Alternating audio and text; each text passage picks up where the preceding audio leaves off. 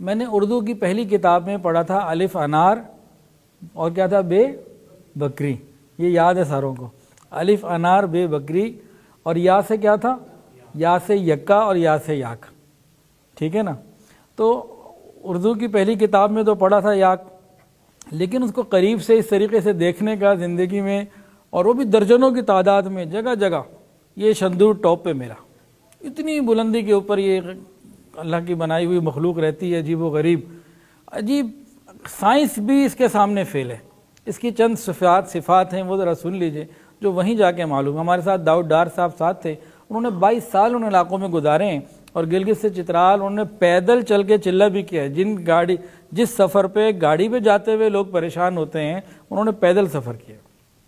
تو یاک کے بارے میں انہوں نے کچھ تفصیلات دیں۔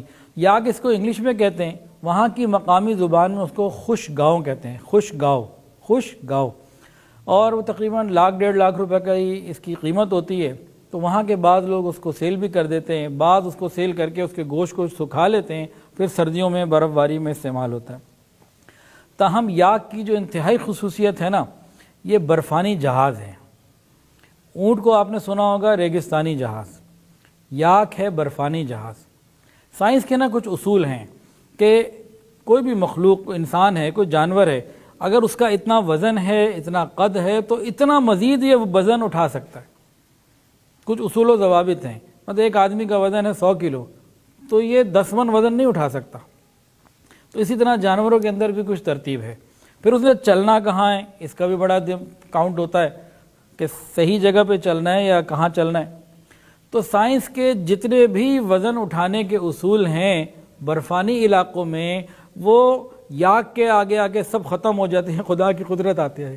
وہ کیا ہے، برف پڑی ہوئی ہو 8 فٹ 6 فٹ یا 10 فٹ، اس 10 فٹ برف کے اوپر اپنے اوپر الگ سے 6 من وزن لے کے، اس کا اپنا وزن، نیچے 10 فٹ برف ہے، اس کا اپنا بھرپور وزن ہے 3 4 5 من، مختلف سائز کے ہوتے ہیں، تو اپنے اوپر 6 من وزن لے کے یہ چلتا ہے۔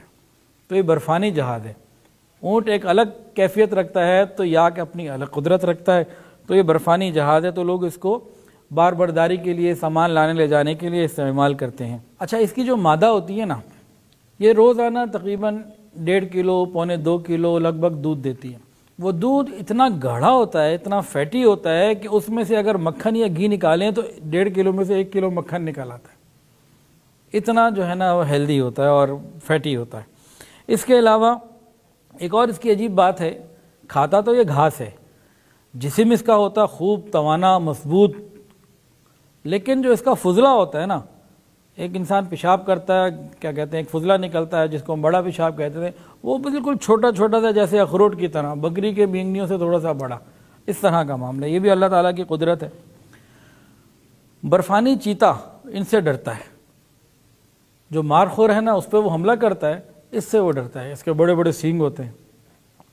تو ہم نے دیکھا بالکل قریب، ہم نے بہت قریب سے دیکھا، جگہ جگہ پہاڑوں پہ ان کے کبھی 2 4 نظر آتے ہیں، کبھی درجنوں میں نظر آتے ہیں، پھر درجنوں میں نظر آتے ہیں۔ ان کے رات کے سونے کا جو طریقہ قدرت نے بنایا وہ بھی بڑا عجیب۔ یہ نیچے چرنے کے لیے آتے ہیں، سونے کے لیے اونچی ٹاپ پہ چلے جاتے ہیں، جتنا اونچا جا سکے، ساری رات سوتے ہیں، اور جب صبح اٹھتے ہیں تو ان کے اوپر 8-10 انچ برف پڑی ہوتی ہے۔ صبح اٹھتے ہیں، ایسے اپنے آپ کو ہلاتے ہیں، جھاڑتے، ساری برف جھاڑ کے پھر آگے پیچھے جدھر جانا ہوتا ہے چل پڑتے ہیں۔ اور سونے کے لیے خاص ترتیب ان کی کیا ہوتی ہے، ایک رنگ بناتے ہیں سونے کے لیے نا، ایک گول دائرہ بناتے ہیں، جس میں ان کے سر اور سینگز باہر کی طرف ہوتے ہیں دائرے کے، اور ان کی جو دمیں ہوتی ہیں وہ دائرے کے اندر ہوتی ہیں۔ تو جتنے نر ہوتے ہیں نا، مرد ان کے سارے نر ایک گول دائرہ بنا لیتے ہیں، ان کے چہرے اور سینگ باہر کی طرف ہوتے ہیں، دمیں پیچھے کی طرف ہوتی ہیں، اور درمیان دائرے کے اندر جو ہے وہ تمام مادائیں اور بچے آ جاتے ہیں۔ اس طرح رات گزارتے ہیں، اور ان میں جو ایک بوڑھا ہوتا ہے نا، وہ ساری رات کھڑے ہو کے جاگتا ہے کہ اگر کہیں کوئی خطرہ ہے، کسی قسم کی کوئی بات ہے، کیونکہ برفانی علاقے میں اس طرح پھر کچھ جانور ہوتے ہیں جیسے برفانی چیتا ہے یا کوئی اور جس سے ان کو خطرہ ہو، تو وہ جاگتے رہتے ہیں۔ وہ ایک بوڑھا جاگ رہا ہوتا ہے، جیسے ہی کوئی خطرہ محسوس کرتا ہے تو ایک مخصوص آواز نکالتا ہے، جس سے سارے جو اٹھ جاتے ہیں اور خطرے کا مقابلہ کرنے کے لیے تیار ہو جاتے ہیں۔ تو یہ یاک کے بارے میں تفصیلات تھیں جو وہاں ڈار صاحب نے سنائیں، تو تو میں نے کہا چلیں یہ دلچسپ بھی ہیں اور مزیدار بھی، تو اس لیے سنا دیتے ہیں۔